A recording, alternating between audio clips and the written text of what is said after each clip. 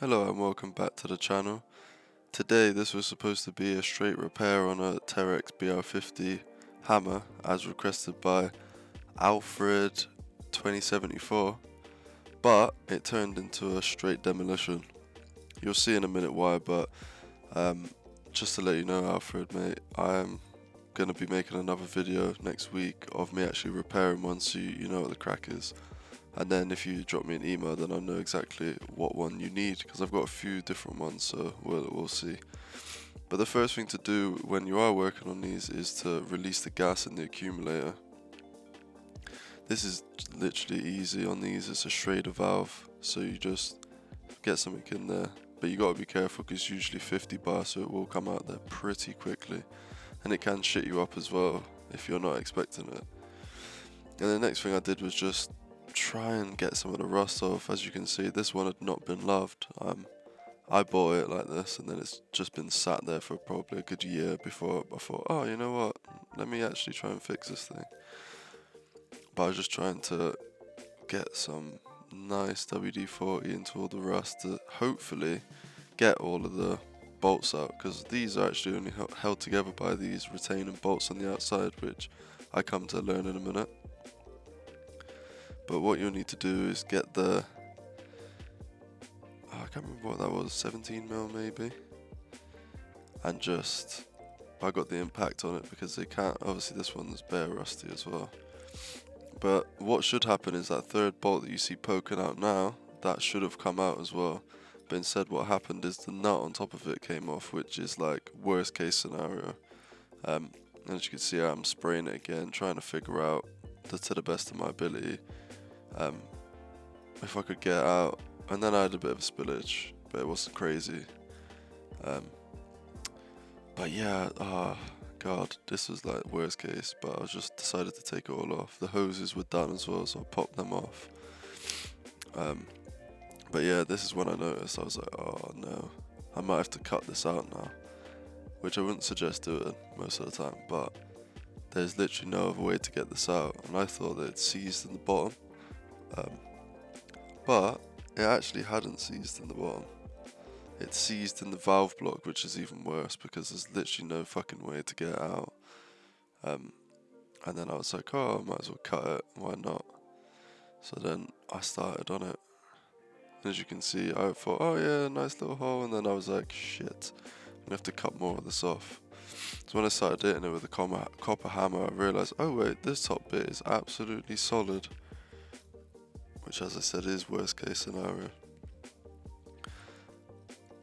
What I did then after was play around with the bottom piece and be like, I don't know what I was trying to do there, but then I noticed, oh, actually the bolt did want to come out, but it's the top bit that had completely seized in there, which is just lovely, as you can imagine. I was in two minds. I was pissed off first of all because I was like, oh my god, this actually isn't going to be fixable. But then I was also like, that means only one thing. And you'll learn what that is in a minute.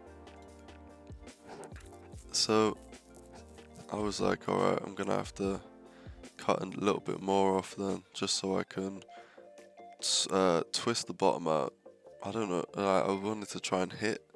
I don't know why I thought that would work, but I just thought, yeah, fuck it. I'll see if I can hit it out with a copper hammer. A little bit of force, a little bit of persuasion, never hurt anything.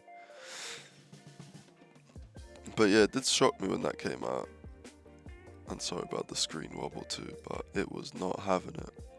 But how these actually come apart is I don't know what the bottom bit's called. I do have the name somewhere around here. But it's where the hammer sits, and that just pops off the bottom, which is nice. And then what you need is what you usually need is a certain tool, to like a blind hammer or something like that, to get the ram out. But when I was hitting it, this is how seized it was, mind. The hammer just started falling out the bottom. Not how I would suggest take it out, by the way. But I just thought, oh, it's already on its way out, so might as well. I was just making a serious mess, but I came prepared this time, not like usual. And then I was like, ooh, it's just a normal ram. Amazing. Don't know why I thought it'd be different, but weirdly enough, there's no sills in the actual hammer bit. There's only sills right at the bottom, which is just nuts. And maybe there's a seal or two at the top, but nothing that when you actually take the hammer out, there's in there. Which is pretty impressive, I'm not gonna lie. Usually rams have got a few, at least some at the top and some at the bottom. I was just having a look to see what the crack was. Obviously the inside was perfectly fine because of the hydraulic oil keeping it nice and lubricated. I still kept this bit, to be fair, because I thought in the future I might need it for another one if I end up taking it apart. And to be honest, I like just knowing how things work. It was quite fun taking the initial bits apart before I properly started to brutalize it. And it was over a coffee. I was just like, oh, what am I actually going to do now with this? Because I can't repair it. Which is obviously partly my fault, like, just not very good foresight, but also I don't know how else I was supposed to get the thing out. But yeah, this is me just playing around with it, trying to figure out how it worked. Very simple. And then this is just before the brutality begins. Here we go. And then I was like, fuck it, I'm just gonna cut it in half, see what's inside, because I've never seen the inside of one of these before. I've seen the parts, but I've never actually seen what's in the valve head and that. But I didn't actually get round to cutting the valve head because it was thick, like seriously thick. But I did cut the rest of it off. It took me like 2 hours, which I wouldn't advise because it hurt. And then I was just like, oh, so if I just recreate this, how does this work then?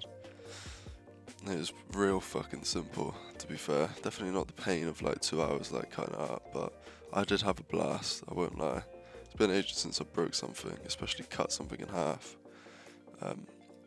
And here's where the oil actually comes through. It's got a weird name like fuel, like fluid float or some dumb shit like that, but it's pretty much just the tank that the hammer sits in.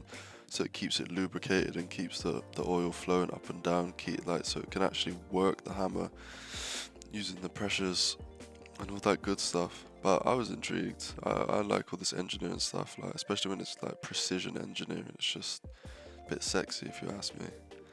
And then last but not least, I was just like, oh, you know what? I'm just going to recreate it. I'll just put it back together, see if anybody else actually enjoys this, because I was just nerding right out by this point.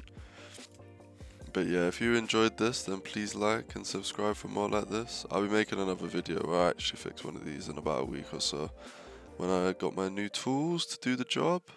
Shout out Alfred as well. Big yourself up, G. Next time it should be a little bit more professional. Anyway, have a great day, and I'll catch you in the next one. Peace.